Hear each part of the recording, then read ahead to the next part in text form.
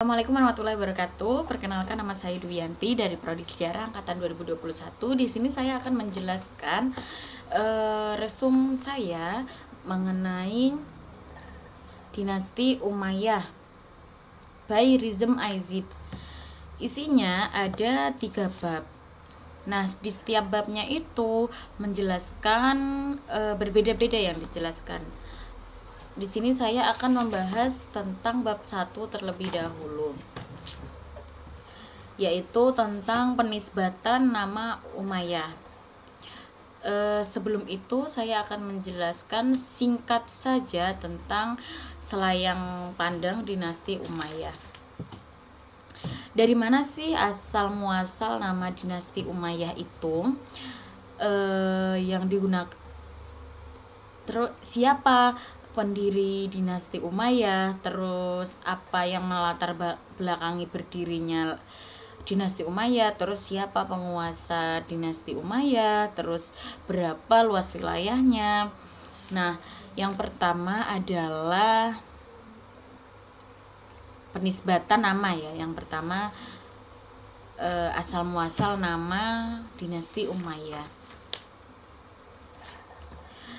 Dinasti Umayyah itu merupakan sebuah nama yang begitu familiar dalam khazanah pengetahuan Islam, karena nama ini sudah menjadi topik pembahasan dalam buku-buku sejarah Islam, baik di lingkup sekolah maupun umum. Ketika mempelajari sejarah Islam pasca Al-Khulafa Ar-Rasyidin, pastilah dinasti Umayyah menjadi materi pertama yang dibahas. Dinasti Umayyah itu merupakan dinasti pertama Islam pasca berhasilnya masa kepemimpinan Al-Khulafa Ar-Rasyidin. Dinasti Umayyah ini mulai berkuasa sejak tahun 41 Hijriah atau 661 Masehi. Kekuasaannya berlangsung hampir 1 abad lamanya, tepatnya 91 tahun. Siapakah sosok Umayyah yang namanya digunakan sebagai nama dinasti pertama Islam ini? Mengutip dari Abdul Syukur Al-Azizi dalam bukunya Sejarah Terlengkap Peradaban Islam, disebutkan bahwa nama Umayyah ini pada mulanya merupakan nama dari sebuah bani dalam suku Quraisy, yaitu Bani Umayyah. Bani Umayyah ya teman-teman. Nama Umayyah ini, namanya dia ini diambil dari nama kakek Abu Sofyan, yaitu namanya kakeknya Abu Sofyan ini adalah Umayyah bin Abdul Al-Syam. Dari sosok inilah lahir nama-nama yang kelak menjadi dinasti Umayyah. Silsilah Umayyah bin Abdul Al-Syam bersambung hingga kepada Adnan, yakni Abdul Syam. Nah, ini membahas tentang silsilah dinasti Umayyah. Selanjutnya, siapa sih sosok pendiri dinasti Umayyah? Nama lengkap Muawiyah adalah Muawiyah bin Abu Sufyan bin Harb bin Umayyah bin Abdul Syams bin Abdul Manaf bin Qusay bin Kilab. Dialah sang pendiri dinasti Umayyah dan menjadi khalifah pertama dengan gelar Muawiyah I. Periode kepemimpinannya berlangsung dari tahun 661 Masehi sampai 680 Masehi. Dia adalah khalifah pertama dari garis keturunan Sufyani, sebutan untuk Abu Sufyan bin Harb. Muawiyah adalah anak dari Abu Sufyan bin Harb dan Hindun binti Utbah. Kedua orang tuanya ini merupakan orang berpengaruh dari Bani Quraisy. Keduanya pula menjadi tokoh penting kafir Quraisy dalam memerangi Nabi Muhammad SAW. Bahkan nih ya teman-teman, sosok sang ibu yang disebut Hindun ini menjadi penyebab kematian Hamzah bin Abdul Muthalib di perang Uhud. Inilah yang menjadi salah satu alasan Bani Umayyah tidak disenangi oleh sebagian kaum muslim, meski di saat mereka sudah memeluk agama Islam. Nah, kedua orang tua Muawiyah ini menjadi salah satu alasan nama Muawiyah begitu populer dalam sejarah Islam. Selain karena dirinya juga pendiri dinasti Umayyah, di satu sisi Bani Umayyah dibenci kaum muslim karena masa lalu mereka, yaitu ketika Abu Sofyan dan Hindu sangat gigih memerangi Nabi Muhammad SAW. Sedangkan di sisi lain Bani Umayyah dicintai kaum muslim karena jasa-jasa besar Muawiyah dalam sejarah peradaban Islam. Sebagai tokoh penting peradaban Islam, terbilang Muawiyah memeluk Islam agak belakangan. Jadi Muawiyah ini memeluk agama Islam terakhiran, teman-teman. Ia baru masuk Islam ketika terjadi Fatu Makkah. Ini menurut sebuah versi, tetapi ada versi lain yang menyebutkan bahwa Muawiyah ini masuk Islam pada peristiwa Al-Qadiyah, yaitu peristiwa umroh qadha Rasulullah SAW pada tahun 7 Hijriah. Tentang versi kedua ini terdapat pernyataan langsung dari Muawiyah sebagai berikut. Aku masuk Islam pada peristiwa Al-Qadiyah, tetapi aku merahasiakan keislamanku lantaran ayahku. Setelah akhirnya ayahku tahu, ia berkata kepadaku, lihatlah saudaramu Yazid, ia lebih baik daripada engkau dalam berpegang teguh pada agama kaumnya. Aku tidak mau menyusahkan diriku sendiri, jawabku. Tatkala Rasulullah SAW tiba di Mekah dalam umrah qadha, aku benar-benar sudah mempercayai ajaran beliau. Ketika beliau menaklukkan Mekah, barulah aku terus terang menyatakan keislamanku. Aku pun menemui beliau dan disambut hangat oleh beliau. Aku juga mencatat Al-Quran di hadapan beliau. Jadi berdasarkan pengakuan Muawiyah ini, sebenarnya ia sudah masuk Islam sebelum Fardu Makkah, tetapi ia baru terang-terangan pada menyatakan keislamannya di depan halayak umum pada peristiwa tersebut. Muawiyah memiliki 2 julukan penting, yaitu yang pertama adalah Halul Mukminin, yang artinya paman orang-orang yang beriman. Yang kedua adalah Katibu Wahyi Rabbil Alamin, yang artinya pencatat wahyu Tuhan semesta alam. Adapun nama panggilannya yaitu Abu Abdurrahman. Tentang julukan kedua, Katibu Wahyi Rabbil Alamin, terdapat sebuah riwayat yang menjelaskan latar belakang Muawiyah menjadi pencatat wahyu atau Al-Quran, yaitu atas permintaan Abu Sufyan kepada Rasulullah SAW setelah ia masuk Islam. Ibnu Abbas berkata, dulu kaum muslimin tidak menghargai dan tidak memberikan kedudukan yang layak bagi Abu Sufyan. Oleh karena itu pada suatu hari ia berkata kepada Rasulullah, ya Rasulullah, berilah aku 3 permintaan. Jawab Rasulullah, ya Abu Sufyan berkata, pertama, saya mempunyai seorang putri yang terbaik tercantik di negeri Arab, yaitu Ummu Habibah. Selanjutnya pada bab yang masih bab pertama, yaitu tentang latar belakang lahirnya dinasti Umayyah. Bagaimana sih latar belakang lahirnya dinasti Umayyah? Nah, satu faktor yang menjadi penyebab lahirnya dinasti Umayyah ini yaitu berakhirnya kekhalifahan Ali bin Abi Thalib sebagai Al-Khulafa Ar-Rasyidin yang keempat. Di masa kepemimpinannya terjadi banyak gejolak di dalam tubuh kaum muslim. Gejolak-gejolak tersebut muncul disebabkan oleh banyak faktor, seperti ketidakpuasannya pada para pendukung Utsman bin Affan atas sikap Ali bin Abi Thalib ini terhadap pembunuh Al-Khulafa Ar-Rasyidin ketiga tersebut. Hal ini kemudian memicu lahirnya perang Siffin antara kubu Ali dan kubu Muawiyah. Akan tetapi penyebab runtuhnya masa kekuasaan Ali bin Abi Thalib ini bukan karena perang saudara tersebut, melainkan karena rongrongan dari aliran-aliran politik yang menentangnya. Muhammad Aswar Yanas menjelaskan bahwa di akhir pemerintahan Ali bin Ali terjadi gejolak dan bersamaan dengan kondisi tersebut muncul 3 kekuatan politik yang melemahkan kekuasaan Ali tetapi menguatkan Muawiyah. Tiga kekuatan politik ini adalah yang pertama Syiah, yaitu kelompok pendukung Ali bin Abi Thalib, selanjutnya Muawiyah, dan yang ketiga ada Khawarij. Dari 3 kelompok atau kekuatan politik itu hanya Khawarij lah yang secara terang-terangan menentang Ali bin Abi Thalib. Walaupun Muawiyah juga tergolong menentang, tetapi secara pribadi ia tidak memusuhi Ali.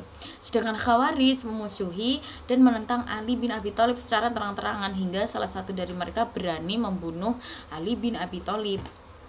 Walaupun menentang, bukan berarti golongan Khawarij ini pro kepada Muawiyah. Golongan ini berada di luar jalur keduanya, tidak memihak salah satunya antara Ali dan Muawiyah. Jelasnya Khawarij ini juga memusuhi Muawiyah. Golongan ini memiliki cara pandang yang ekstrim bahwa setiap orang yang berada di luar kelompoknya dianggap sebagai kafir dan boleh dibunuh atau dihancurkan. Setelah terbunuhnya Ali, kekuasaan diambil oleh Hasan bin Ali bin Abi Thalib. Namun pada masa itu kekuasaan Hasan cukup lemah. Hal itu karena penduduk Kufah tidak mendukungnya menjadi seorang khalifah. Untuk menghindari terjadinya konflik internal, Hasan pun bersedia turun dari tahtanya dan menyerahkan kekuasaannya kepada Muawiyah. Perjanjian damai antara Hasan dan Muawiyah yang sekaligus menjadi simbol peralihan kekuasaan terjadi pada tahun 41 Hijriah atau 661 Masehi antara bulan Juli atau September. Dengan turunnya Hasan bin Ali bin Abi Thalib ini dari tahta kekhalifahannya, menandakan berakhirnya masa Al-Khulafa Ar-Rasyidin. Sementara di sisi lain, dengan naiknya Muawiyah bin Abu Sufyan sebagai khalifah, itu menandakan sebuah era baru dalam dunia Islam, yaitu era dinasti Islam.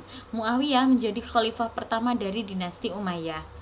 Al-Khulafa Ar-Rasyidin dan dinasti Umayyah menjadi dinasti pertama Islam pasca Al-Khulafa Ar-Rasyidin. Di bawah kepemimpinan Muawiyah itu, seluruh kaum muslimin berhasil dipersatukan dalam satu komando kekhalifahan daulah atau dinasti Umayyah. Adapun beberapa isi dari persyaratan yang diajukan Hasan kepada Muawiyah sebagai pertanda peralihan kekuasaan. Salah satunya adalah Muawiyah harus berjanji untuk tidak menaruh dendam kepada seluruh penduduk Irak. Yang selanjutnya yang saya bahas adalah para penguasa dinasti Umayyah. Siapa saja? Saya jelaskan. Kepemimpinan dinasti Umayyah berlangsung cukup lama, yaitu 90 tahun. 90 tahun teman-teman, jadi ya lama banget.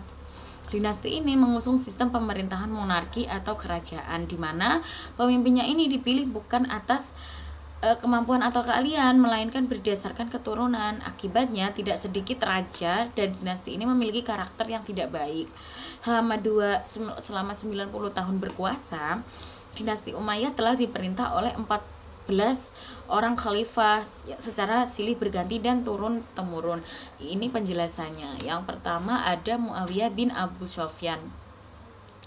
Dialah khalifah, raja atau sultan pertama di dinasti Umayyah sekaligus pendiri dinasti.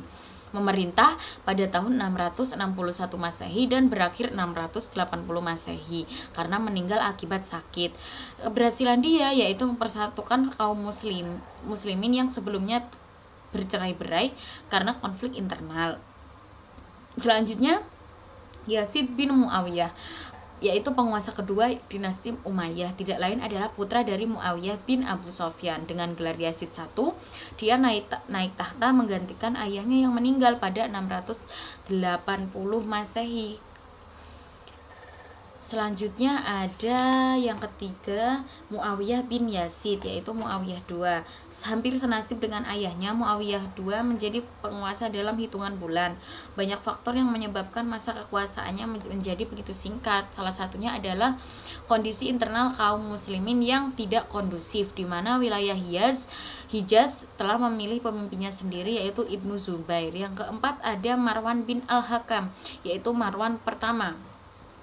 Penguasa atau khalifah keempat dinasti Umayyah bukan lagi keturunan Muawiyah bin Abu Sufyan, melainkan keturunan Al-Hakam yang juga saudara sepupu Utsman bin Affan. Pada pemerintahan Yazid I, Marwan bin Al-Hakam termasuk salah satu keluarga Bani Umayyah yang turut diusir oleh para pemberontak di Madinah. Yang kelima itu ada Abdul Malik bin Marwan. Keputusan Marwan bin Hakam mengangkat Abdul Malik ini sebagai penggantinya itu adalah sangat tepat, sebab ketika Abdul Malik ini ia berhasil mengembalikan kedaulatan pemerintahan dinasti Umayyah. Bahkan ia berhasil mengibarkan bendera Umayyah setinggi langit dan menjadikan Damaskus sebagai ibu kota dunia Islam. Yang keenam ada Walid bin Abdul Malik, yaitu Walid pertama. Khalifah dinasti Umayyah setelah Abdul Malik adalah Walid bin Abdul Malik. Dengan gelar Walid, ia memerintah selama 10 tahun dari 705 sampai 715 Masehi. Masa pemerintahannya melanjutkan program khalifah sebelumnya, yaitu melebarkan wilayah kekuasaan Islam, mengikuti sejak sang ayah. Selanjutnya yang ketujuh ada Sulaiman bin Abdul Malik, yaitu dia naik tahta pada tahun 715 Masehi menggantikan kakaknya Walid. Ia berkuasa selama 2 tahun saja. Selanjutnya Umar bin Abdul Aziz, sepupu Sulaiman bin Abdul Malik. Pengangkatannya sebagai khalifah didasarkan atas penunjukan langsung. Selanjutnya yang ke-9 ada Yazid bin Abdul Malik. Yazid yang kedua. Setelah Umar bin Abdul Aziz meninggal, tongkat kekuasaan kembali kepada keturunan Abdul Malik. Kali ini khalifah yang diangkat adalah Yazid bin Abdul Malik atau dikenal Yazid II. Yang ke-10 ada Hisam bin Abdul Malik, yaitu khalifah ke-10 dinasti Umayyah. Yang ke-11 ada Walid bin Yazid. Yang ke-12 ada Yazid bin Walid. Yang ke-13 Ibrahim bin Walid. Yang 14 Marwan al-Himar. Bab selanjutnya adalah wilayah kekuasaan dinasti Umayyah. Di sini ada sebuah peta di buku ini yang menjelaskan daerah mana saja yang menjadi kekuasaan dinasti Umayyah. Nah, selama 90 tahun berkuasa, dinasti Umayyah ini berhasil memperluas kekuasaan Islam baik di barat maupun di timur. Wilayahnya itu membentang dari lautan Atlantik ke Pyrenees hingga ke Indus dan perbatasan Cina. Sebuah pencapaian yang sungguh luar biasa, yang belum pernah tertandingi oleh era yang klasik. Perluasan wilayah kekuasaan termasuk bagian dari masa kejayaan dinasti Umayyah. Dari 14 khalifah Umayyah, ada 4 khalifah yang aktif dan gencar melakukan ekspansi atau perluasan wilayah. Mereka adalah Muawiyah bin Abu Sofyan, terus Abdul Malik bin Marwan, terus Walid bin Abdul Malik, terus Umar bin Abdul Aziz. Selanjutnya ada, bisa dikatakan di masa kepemimpinan mereka dinasti Umayyah mencapai masa kejayaannya. Menurut berbagai literatur sejarah, wilayah kekuasaan dinasti Umayyah meliputi ada Spanyol, Afrika Utara, Syria, Palestina, Jazirah Arab, Irak, sebagian Asia Kecil, Persia, Afghanistan, Pakistan, Turkmenistan, Uzbekistan, dan Kirgistan. Selain keberhasilan dalam perluasan wilayah kekuasaan, masa kejayaan dinasti Umayyah juga ditandai dengan kemajuan di berbagai bidang, terutama keilmuan Islam. Nanti saya tampilkan di sini peta kekuasaan kerajaan dinasti Umayyah ini.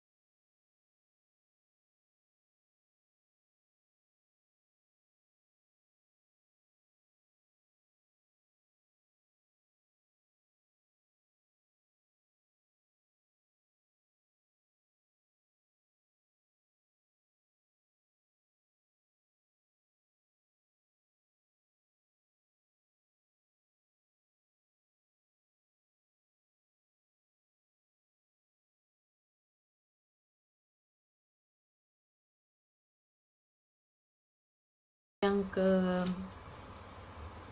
kedua itu ada masa kejayaan dan keruntuhan dinasti Umayyah. Masa kejayaan dinasti Umayyah terlebih dahulu yang saya akan bahas. Dalam pembahasan sebelumnya, dinasti Umayyah dari awal hingga akhir sampai keruntuhan ini diperintah oleh 14 orang khalifah tersebut berhasil membawa kemajuan bagi dinasti Umayyah. Sependek pengamatan penulis, para khalifah dinasti Umayyah dapat dibedakan menjadi 3 kategori, yaitu khalifah yang berhasil membawa kemajuan, yang kedua yang stagnan, tidak ada perubahan, terus yang ketiga yaitu yang membawa kemunduran. Dari 3 kategori ini, pembahasan ini adalah tentang kategori pertama, yaitu khalifah yang membawa kemajuan, di mana dalam masa ini ada sejumlah khalifah yang berhasil membawa perubahan dan kemajuan bagi dinasti Umayyah secara khusus maupun bagi dunia Islam pada umumnya. Ada 5 khalifah yang tercatat memiliki prestasi gemilang selama berkuasa, yaitu yang pertama Muawiyah bin Abu Sufyan, terus yang kedua Abdul Malik bin Marwan, yang ketiga Walid bin Abdul Malik, yang keempat Umar bin Abdul Aziz, dan yang kelima Hisham bin Abdul Malik. Yang orang-orang ini dapat dikatakan khalifah yang membawa dinasti Umayyah pada masa kejayaan. Namun dari semuanya ini ada satu yang paling menonjol, yaitu Walid bin Abdul Malik, karena dalam masa pemerintahannya ia disebut-sebut sebagai sebagai khalifah yang membawa masa kejayaan dinasti Umayyah. Alasan kenapa masa pemerintahan Walid bin Abdul Malik disebut kejayaan, karena di masanya Islam itu berhasil disebarluaskan hingga ke Spanyol, ditandai dengan penaklukan Andalusia di bawah kepemimpinan Walid bin Abdul Malik. Memang ekspansi wilayah dalam upaya memperluas wilayah Islam sudah dilakukan sejak khalifah pertama dan diteruskan oleh khalifah-khalifah selanjutnya. Akan tetapi capai prestasi yang paling besar melebihi prestasi para khalifah sebelumnya berhasil dicapai oleh dia, yaitu Walid bin Abdul Malik, yaitu menaklukkan Afrika Utara hingga Andalusia tadi di Spanyol. Keberhasilan Walid bin Abdul Malik ini memperluas wilayah Islam hingga hampir menyamai kekuasaan Alexander Agung. Salah satunya karena didukung oleh 4 panglima perang yang hebat, pemberani, dan cakap dalam strategi perang. Mereka adalah Qutaibah bin Muslim, Muhammad bin Al-Qasim, Musa bin Nusair, dan yang paling berjasa dan berperan penting dalam penaklukan Andalusia, Tariq bin Ziyad. Diakui atau tidak, mereka ini adalah kunci keberhasilan ekspansi Islam di masa Walid bin Abdul Malik. Lebih-lebih 2 sosok yang terakhir, yaitu Musa bin Nusair dan Tariq bin Ziyad. Keduanya ini merupakan tokoh utama dalam penaklukan Andalusia. Dalam penaklukan ini ada tahapannya, yaitu tahap 1, Tariq bin Ziyad membawa pasukan saat itu dengan jumlah 7.000 orang. Pasukan itu dibilang sangat kecil bila dibandingkan dengan pasukan musuh.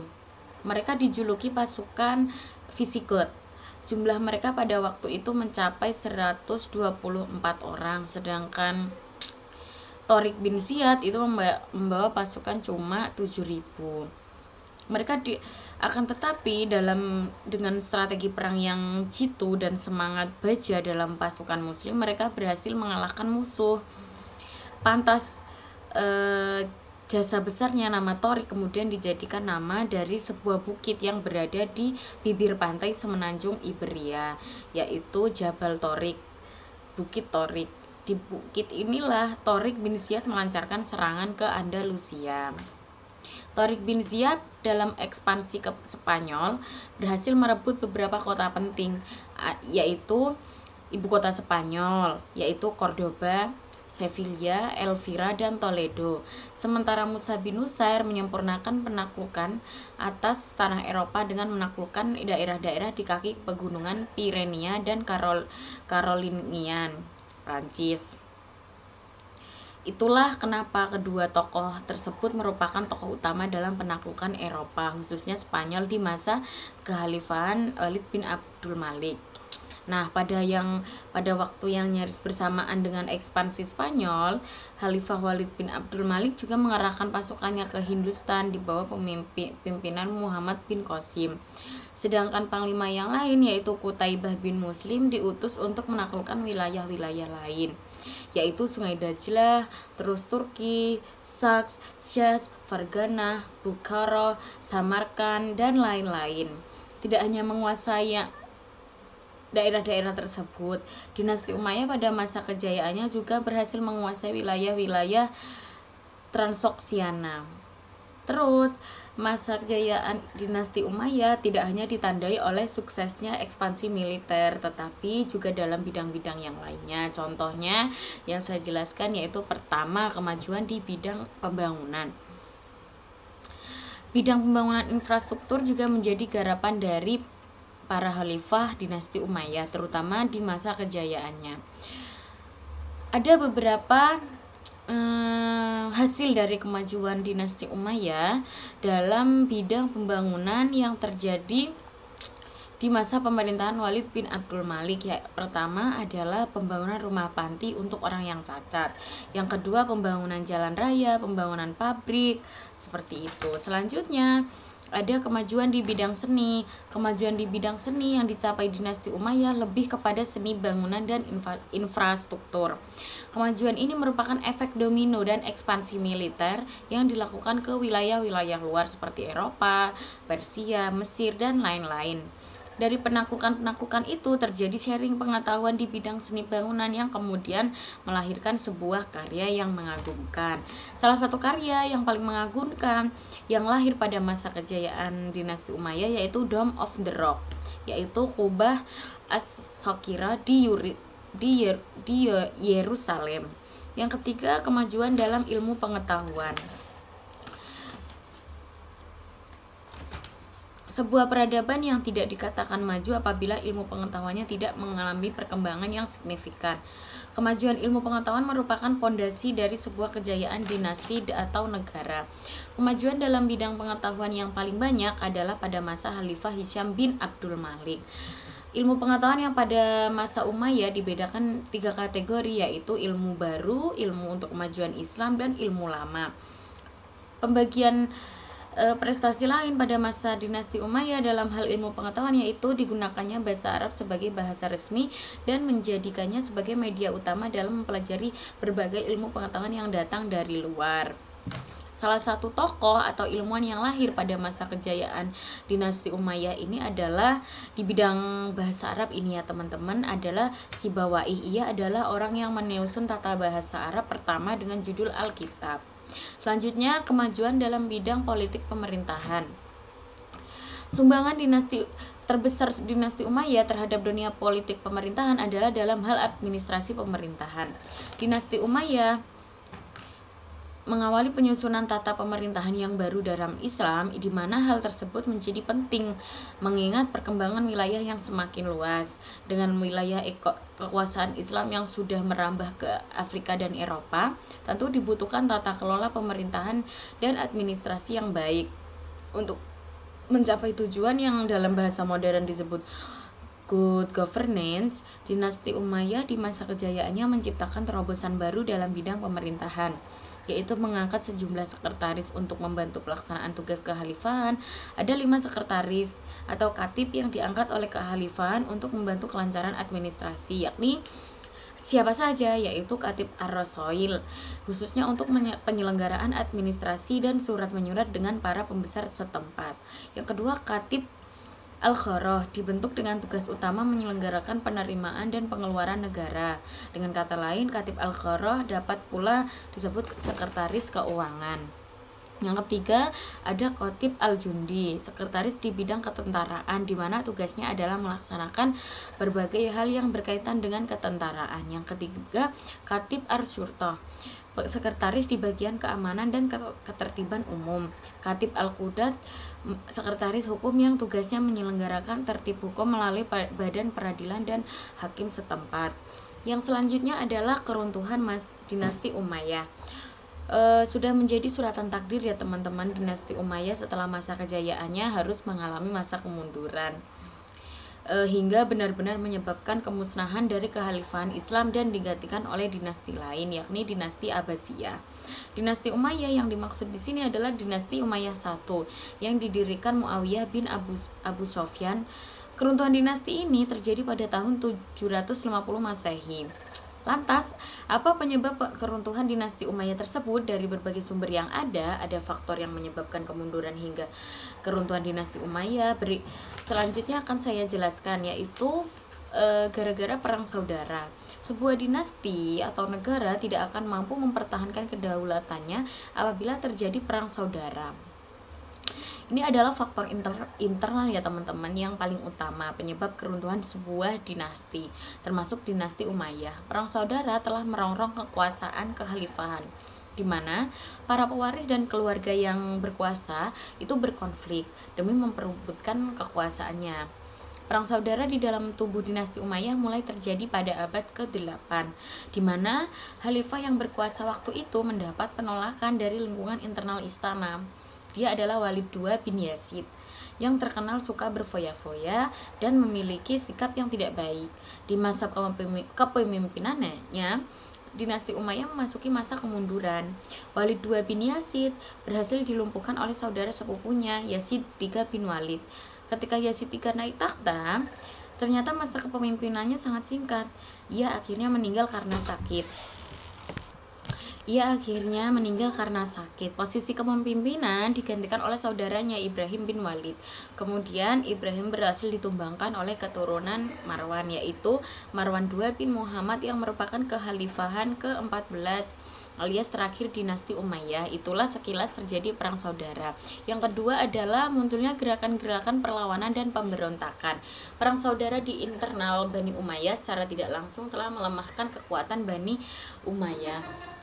Hal tersebut tidak disia-siakan oleh kelompok-kelompok yang kurang puas dengan kekhalifahan Umayyah.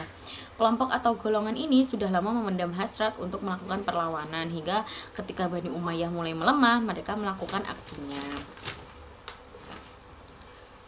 Ada 5 golongan atau kekuatan yang melakukan perlawanan terhadap kekhalifahan Umayyah, yakni siapa saja?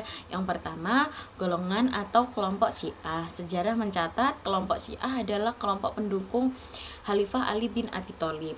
Di antara kelompok-kelompok lain, Syiah adalah yang paling kuat. Selain itu, mereka memiliki keberanian dan solidaritas yang sangat tinggi. Yang kedua, golongan Khawarij. Kelompok ini adalah golongan yang keluar dari pendukung Ali bin Abi Thalib, tetapi tidak masuk pada pendukung Umayyah. Justru kelompok ini sangat membenci Umayyah. Pemberontakan kelompok ini terjadi di Kufah dan Madinah. Yang ketiga adalah perlawanan Abdullah bin Zubair. Kelompok lain yang menggunakan perlawanan pada Bani Umayyah adalah kelompok yang dipimpin oleh Abdullah bin Zubair. Ia sangat berambisi menjadi pemimpin. Ia selalu menjadi provokator di setiap pemberontakan terhadap Bani Umayyah. Yang keempat adalah perlawanan Abbasiyah. Di masa-masa akhir perlawanan Umayyah itu muncul gerakan di bawah tanah yang cukup masif dan kuat dari Bani Abbasiyah. Inilah kekuatan yang berhasil menghanguskan Bani Umayyah hingga ke akar-akarnya. Kecuali Abdurrahman yang berhasil lari ke Spanyol dan kelak mendirikan dinasti Umayyah II dengan pusat pemerintahan di Andalusia. Kelompok Abbasiyah mulai melakukan pemberontakan pada masa Yazid II. Pemberontakan terus dilakukan hingga khalifah terakhir. Mereka melancarkan pemberontakan dengan sebutan Revolusi Abbasiyah. Pada tahun 750 Masehi, mereka berhasil mengalahkan pasukan Umayyah di bawah kekhalifahan Marwan II dalam pertempuran yang disebut Pertempuran Zab. Dengan demikian, kedaulatan Bani Umayyah I berhasil diruntuhkan dan Bani Abbasiyah yang keluar dari sebagai pemenang menjadi penggantinya dengan mendirikan dinasti Abbasiyah. Yang ketiga adalah konflik antara Qais dan Yaman. Faktor lain yang menyebabkan keruntuhan dinasti Umayyah adalah konflik yang terjadi antara Qais dan Yaman. Kemudian keduanya merupakan Arab ya teman-teman. Qais adalah sebutan untuk Arab Utara, sedangkan Yaman adalah Arab Selatan. Keduanya berkonflik karena mengusung kandidat khalifah yang berbeda. Akibat dari konflik tersebut terjadilah sebuah perang besar dan berkepanjangan hingga secara tidak langsung melemahkan kekuatan dinasti Umayyah. Yang keempat adalah diskriminasi terhadap Mawali, termasuk faktor penyebab keruntuhan Umayyah, yaitu terjadinya diskriminasi terhadap etnis atau kelompok Mawali. Mereka adalah orang-orang non-Arab yang baru masuk Islam. Mereka berada di wilayah Irak dan bagian timur. Mereka telah dinomorduakan sehingga mengalami diskriminasi. Sebab di masa Bani Umayyah, bangsa Arab selalu memperlihatkan keangkuhannya terhadap non-Arab. Karena hal itulah kelompok Mawali bersama kelompok-kelompok lain seperti Syiah dan Bani Hasyim kemudian memberikan dukungannya kepada Bani Abbasiyah. Itulah faktor-faktor penyebab baik langsung ataupun tidak langsung, baik internal maupun eksternal runtuhnya dinasti Umayyah. Nah, itulah yang faktor yang kemungkinan dapat membuat dinasti Umayyah ini runtuh. Karena ya tadi ada perang saudara, terus diskriminasi terhadap kelompok Mawali, itu yang membuat dinasti Umayyah ini runtuh. Kembali lagi pada munculnya gerakan-gerakan perlawanan dan pemberontakan. Tadi dijelaskan bahwasanya ada 5 golongan ya teman-teman. Ada 5 golongan yang atau kekuatan yang melakukan perlawanan terhadap kekhalifahan Umayyah. Siapa saja? Yang pertama yaitu golongan kelompok Syiah yang adalah kelompok pendukung Khalifah Ali bin Abi Thalib. Jadi golongan ini pendukung Khalifah Ali bin Abi Thalib. Di antara kelompok-kelompok lain, Syiah adalah yang paling kuat. Paling kuat ini mungkin karena apa ya teman-teman? Karena jumlahnya itu banyak, atau bisa jadi mereka itu adalah kelompok yang paling banyak. Selanjutnya, mereka memiliki keberanian dan solidaritas yang tinggi. Terus yang kedua ada golongan Khawarij. Kelompok ini adalah golongan yang keluar dari pendukung Ali bin Abi Thalib, tapi tidak masuk pada pendukung yang satu kelompok yang lainnya. Justru kelompok ini sangat membenci Umayyah. Pemberontakan kelompok ini terjadi di Kufah dan Madinah. Yang ketiga, perlawanan Abdullah bin Zubair. Kelompok lain yang melakukan perlawanan pada Bani Umayyah adalah kelompok yang dipimpin oleh Abdullah bin Zubair. Ia sangat berambisi menjadi pemimpin. Ia selalu menjadi provokator di setiap ada pemberontakan terhadap Bani Umayyah. Selanjutnya yang keempat, perlawanan Abbasiyah. Di masa-masa akhir kedaulatan Umayyah, muncul gerakan bawah tanah yang cukup masif dan kuat dari Bani Abbasiyah. Inilah kekuatan yang berhasil meruntuhkan Bani Umayyah hingga ke akar-akarnya, kecuali Abdurrahman Ad-Dakhlil yang berhasil lari ke Spanyol dan kelak Selanjutnya, bab ketiga yaitu peninggalan dinasti Umayyah. Keruntuhan dinasti Umayyah pada tahun 750 Masehi tidak lantas membuat semua peradaban yang muncul pada zamannya itu ikut hancur. Masih ada banyak peradaban Umayyah yang bahkan sampai saat ini itu bisa dinikmati sebagai sebuah karya yang mengagumkan. Peradaban yang tersisa itu adalah berupa bangunan dan seni arsitektur. Peninggalan-peninggalan fisik ini menjadi bukti eksistensi kerajaan dinasti Umayyah. Di dalam buku ini penulis merangkum sejumlah peninggalan dari masa dinasti Abbasiyah, di mana sebagiannya masih ada sampai sekarang dan sebagian lain mungkin sudah hilang. Semoga ini bisa menjadi wawasan dan referensi kita tentang dinasti Umayyah yang pernah berkuasa selama 90 tahun pasca kekuasaan Al-Khulafa Ar-Rasyidin.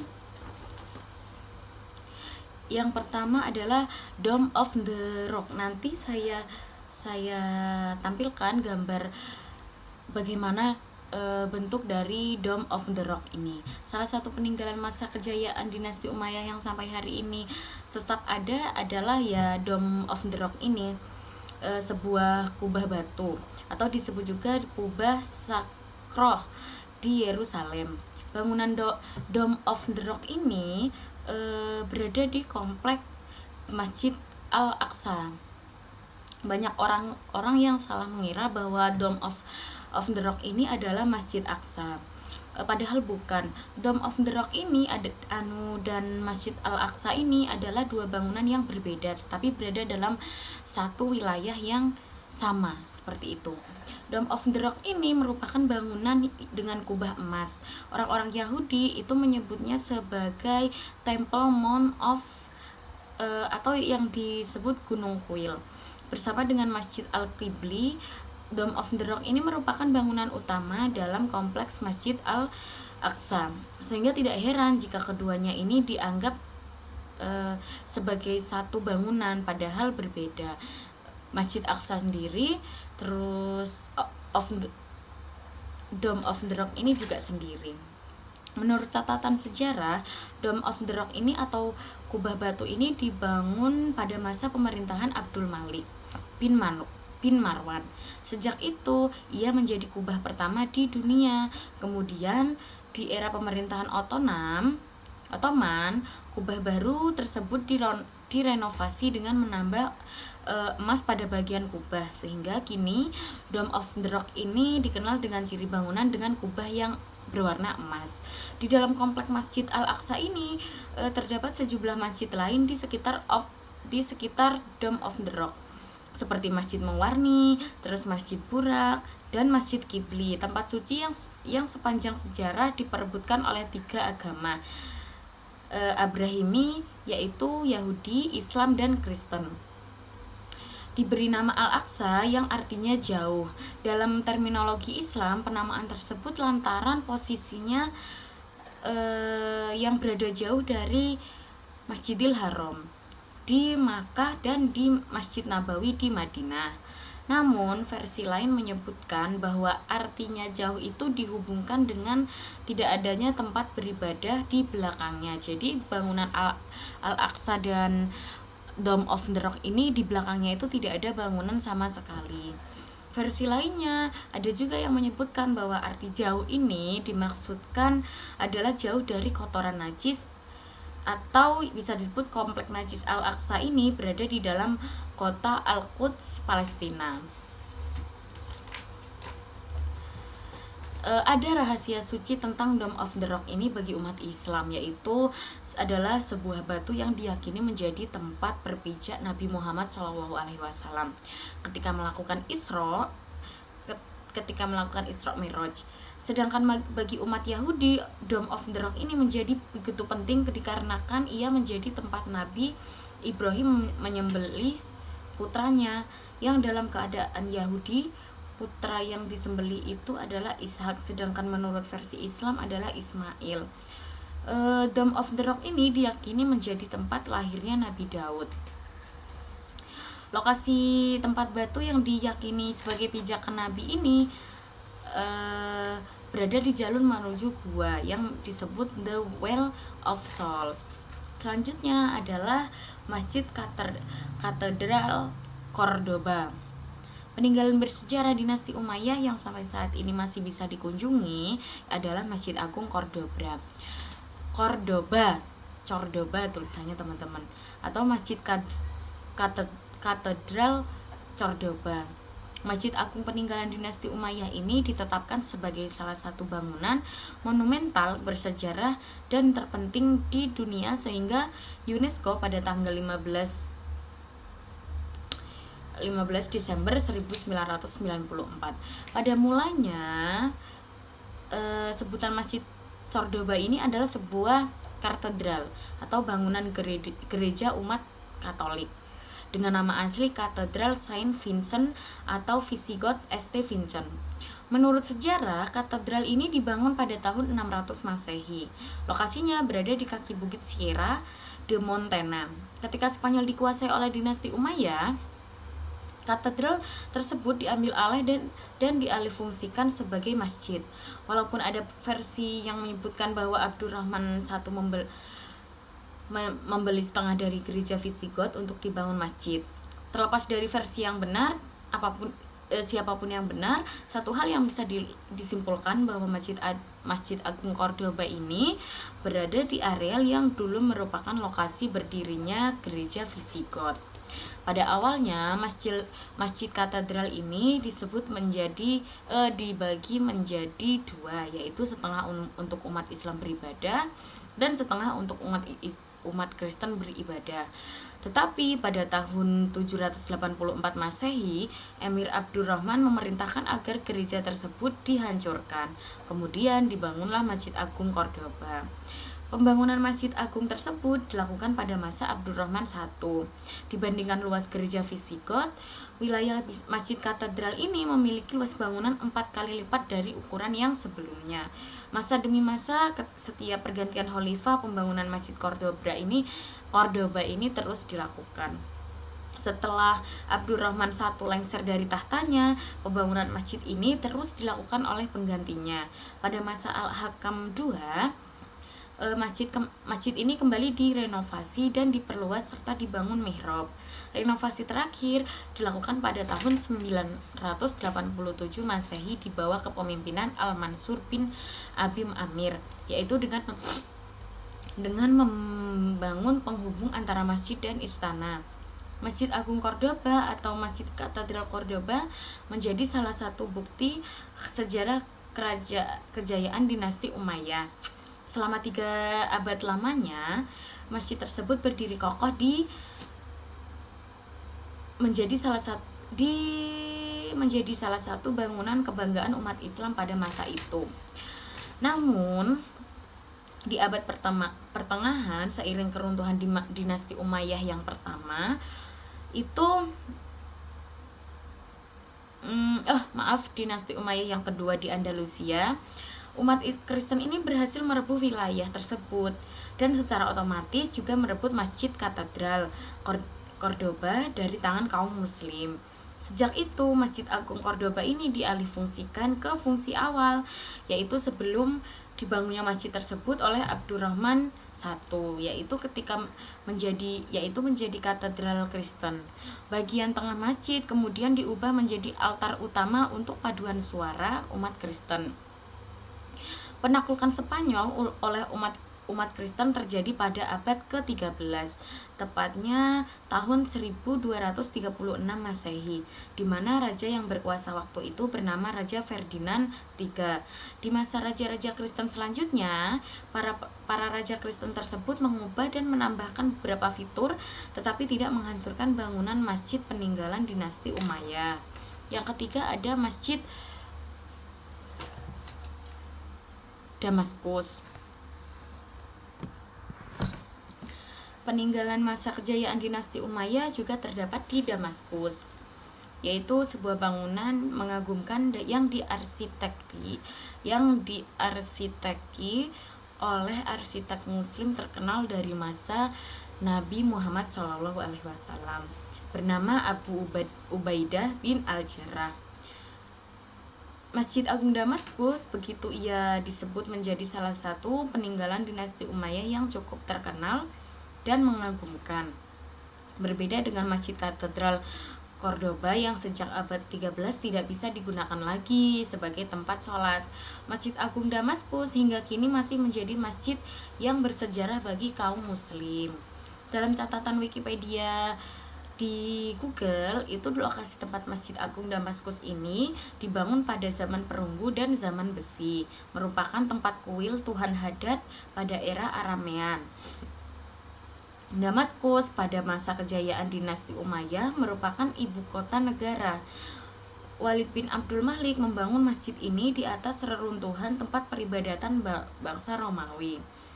Bangunan masjidnya mengadopsi gaya arsitektur Masjid Nabawi, dengan arsitek adalah seorang sahabat Nabi SAW bernama Abu Ubaidah bin Al-Jarrah. Masjid Agung Damaskus ini memiliki ciri khas, yaitu berupa 3 menara. Menara-menara itu merupakan hasil pembuatan menara pertama di daerah Syam. Selain 3 menara, ciri lain masjid ini adalah 4 pintunya yang terdapat hiasan mosaik. Masjid Agung Damaskus merupakan masjid pertama dalam sejarah Islam yang mengaplikasikan bangunan menara menyatu dengan masjid. Konon dalam sebuah hadits Nabi Muhammad SAW disebutkan bahwa di salah satu menara itulah kelak di akhir zaman Nabi Isa akan turun ke bumi untuk menumpas Dajjal. Dalam hadits dari An-Nawas bin Sam'an yang diriwayatkan Imam Muslim, bahwa Nabi Isa kelak turun di menara putih itu di sebelah timur Damaskus di Syam. Itu menandakan bahwa di menara Masjid Agung Damaskus itulah lokasi Nabi Isa akan turun kelak. Selanjutnya adalah Masjid Agung Aleppo. Masjid agung lain yang menjadi bukti sejarah kejayaan dinasti Umayyah yaitu Masjid Agung Aleppo di Suriah. Kota Aleppo adalah kota terbesar kedua setelah Damaskus. Ia merupakan salah satu kota tertua di dunia. Dulu di masa Babilonia, kota ini mencapai puncak kejayaannya di bawah kekuasaan Raja Hammurabi. Ketika Islam masuk ke Aleppo, kota ini dikenal sebagai kota kebudayaan Islam. Kota Aleppo merupakan kota di mana berbagai peninggalan bersejarah di bidang arsitektur bangunan dari berbagai dinasti Islam berada. Namun, dari peninggalan Umayyah, Abbasiyah, Hamdaniyah, Seljuk, Ayyubiyah, Mamluk hingga Utsmani, peninggalan bersejarah dari dinasti-dinasti tersebut dapat dijumpai di Aleppo. Namun, pada pembahasan ini, yang menjadi topik pembahasan adalah Masjid Agung Aleppo yang merupakan peninggalan dinasti Umayyah. Masjid Aleppo dibangun pada masa pemerintahan Sulaiman bin Abdul Malik, yakni antara tahun 715 sampai 717 Masehi. Masjid ini memiliki kemiripan arsitektur dengan Masjid Agung Damaskus. Hal itu sangat dimaklumi, mengingat kedua masjid itu dibangun pada waktu yang hampir bersamaan. Sama dengan Masjid Agung Damaskus, ciri khas Masjid Agung Aleppo terletak pada menaranya. Menara masjid ini berbentuk segi empat dari dasar hingga ke puncaknya. Keunikan lain dari Masjid Aleppo ini, selain pada arsitektur bangunannya yang megah, yaitu bahwa di lokasi tersebut merupakan bekas rumah Nabi Zakaria, ayah dari Nabi Yahya. Bahkan makam Nabi Zakaria ada di dalam masjid ini. Akan tetapi sangat disayangkan sekali kondisi terkini pasca konflik Suriah. Masjid Agung Aleppo tidak seindah dulu. Perang saudara yang pecah di Suriah pada tahun 2011 telah membawa kehancuran pada sebagian besar bangunan masjid peninggalan Umayyah ini, termasuk menara yang menjadi ciri khas masjid ini. Kerusakan paling parah terjadi pada tanggal 13 Oktober 2012. Masjid ini bahkan sempat dikuasai oleh kelompok pemberontak pada awal 2013. Kini menurut berita terbaru yang dilansir di detiknews.com, Senin pada 27 Juni 2022, Masjid Agung Aleppo ini sudah mulai direnovasi. Semoga renovasi tersebut segera rampung sehingga umat Islam di seluruh dunia dapat menikmati kembali pemandangan indah bangunan masjid peninggalan dinasti Umayyah tersebut. Yang kelima itu ada Istana Hisham. Selain bangunan arsitektur berupa masjid peninggalan dinasti Umayyah, juga ada berupa bangunan istana. Salah satu situs arkeologi terpenting di tepi barat Palestina yang menjadi peninggalan dinasti Umayyah adalah Istana Hisham bin Abdul Malik di tahun 724 sampai 743 Masehi. Situs bersejarah ini terletak di kota Jericho, Palestina. Namun kemegahan dan keindahan Istana Hisham ini hanya tinggal kenangan. Mengapa? Karena pada tahun 949 Masehi terjadi gempa besar di lembah Yordan dan menyebabkan sebagian besar bangunan runtuh. Untuk mengembalikan mosaik istana seperti sedia kala dibutuhkan biaya besar dan waktu yang tidak singkat. Tercatat, renovasi terhadap mosaik yang rusak akibat peperangan itu membutuhkan waktu selama 2 dekade. Istana Hisham digunakan oleh Khalifah Bani Umayyah sebagai tempat peristirahatan di musim dingin. Di masa awal, kompleks istana ini memiliki luas sekitar 30.000 meter persegi, di mana ada 22 bagian berbeda yang terpisah. Berbagai fasilitas pun terbilang sangat lengkap, seperti hammam besar, masjid, air mancur, dan tembok pagar. Kini yang tersisa hanyalah situsnya saja, dan juga lantai mosaik yang ditutupi dengan kanopi untuk melindungi mosaik dari suhu ekstrim dan kelembapan. Yang keenam ada Istana Padang Masir Qos Amroh. Termasuk peninggalan dinasti Umayyah adalah Istana Padang Masir Qos Amroh. di Yordania. Istana ini dibangun pada abad ke-8 antara masa pemerintahan Yazid bin Walid bin Abdul Malik dan Walid bin Yazid, yaitu Walid kedua. Istana Qas Amroh hingga saat ini masih bisa dinikmati oleh para pecinta situs sejarah. Lukisan dindingnya masih terawat dengan sangat baik. Situs ini menjadi salah satu bagian warisan sejarah yang sangat penting dalam bidang seni dan arsitektur awal Islam. Istana Qas Amroh terletak di bagian utara Yordania. Nanti saya tampilkan bagaimana bentuk istana padang pasir Qas Amroh di Yordania ini. Terima kasih.